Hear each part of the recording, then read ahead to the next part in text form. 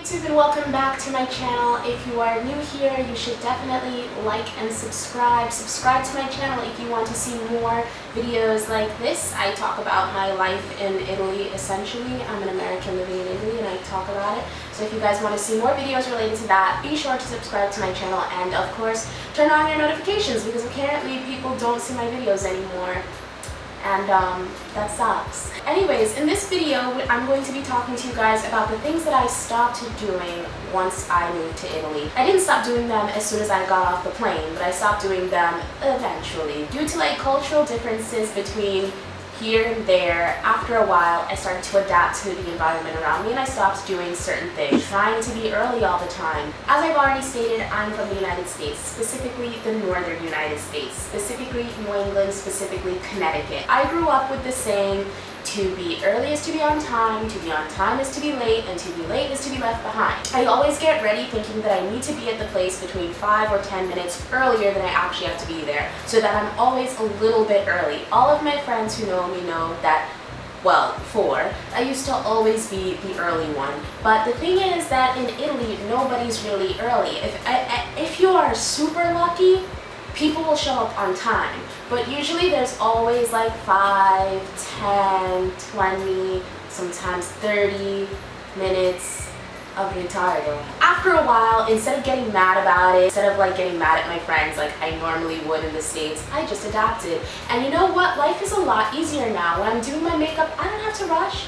When I'm getting dressed, I don't have to rush. I take my own sweet time. I still try to get there around the time I'm supposed to be. I don't try to be too late, but I have to say it's very rare that I'm late and the other person isn't. We usually arrive at the same time when I try to be late. The second thing that I stopped doing when I got to Italy was I stopped being a picky eater. There's this belief that Americans are all these big, fat, crusty people that eat a bunch of trash. And you know, that's only half true because I found that in my experience, I'm a very picky eater and most of the people I know are picky eaters. For example, I don't eat any meat aside from chicken and beef and rarely pork. I don't eat fish, I don't eat rabbit, I don't eat goose, I don't eat any of that other stuff that everybody here in Italy eats. In Italy, they literally eat every meat. They even have horse. Yes, you heard me right. In Italy, some places they eat horse and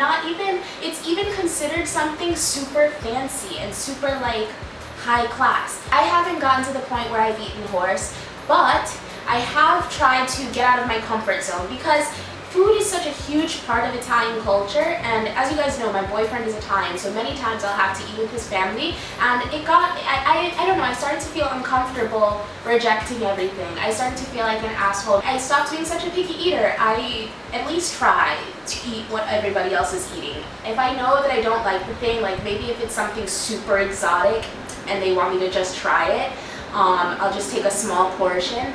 But I've really gone out of my comfort zone. Before I came to Italy, I didn't eat things like, I didn't eat risotto because I'm used to one type of rice. I'm used to dry rice, riso basmati. That's the rice I grew up with. So risotto is a bit different for me, and the old Tia would have said, I don't eat that, no thanks. New Tia sometimes eats risotto when she has to. Also, new Tia sometimes eats rabbit.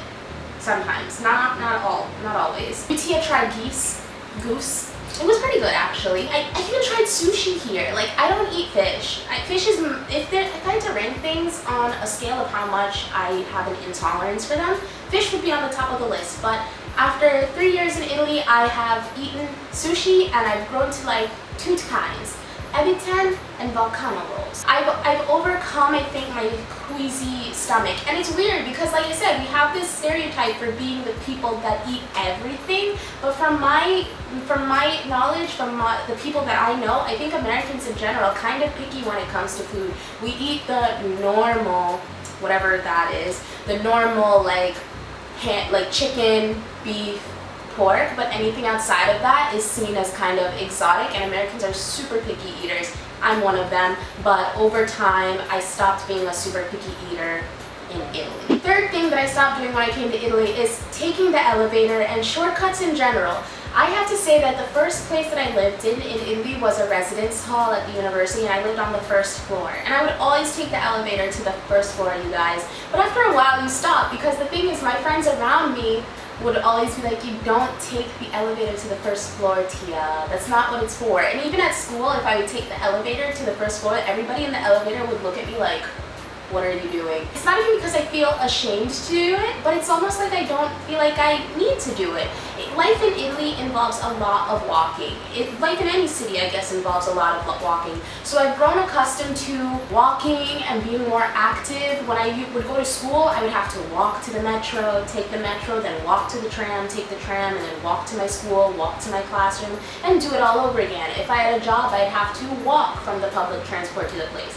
So there was a lot of walking going along.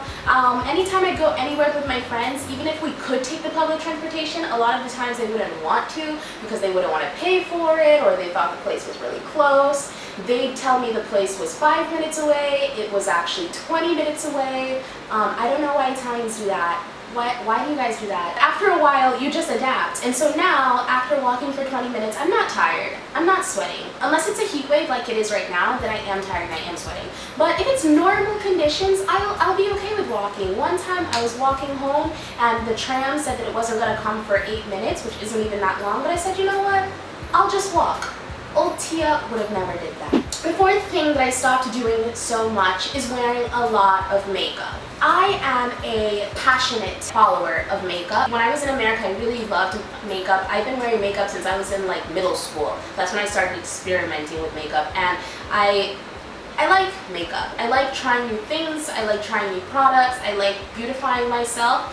But as I've said before, in general, the women in Italy don't wear a lot of makeup. Of course, there are women in Italy that wear makeup and are passionate about makeup as well. But just in talking about in general, they're very minimal with their makeup. And even if they're wearing a lot of makeup, the style is going to usually be pretty minimal. And I've kind of adapted to this myself because, I don't know, I feel more comfortable when I'm wearing less makeup here, since people here don't really wear as much. Whereas in America, everybody's like always all glammed up, so you feel more comfortable if you wear more makeup. I don't know if I'm making any sense. You guys can tell me in the comments if I'm making any sense. In Italy, I tend to wear a little bit less makeup than before. Those are the 4 things that I stopped doing after a while of living in Italy. What do you guys think? Have you moved from abroad to Italy and abandoned some old habits? If so, what are they? Let me know in the comments. I'd love to talk about it. Are you Italian and moved to another country and stopped doing some of these Italian things? Let me know in the comments. I'd like to know about it. As always, I hope you guys liked this video, found it entertaining or something.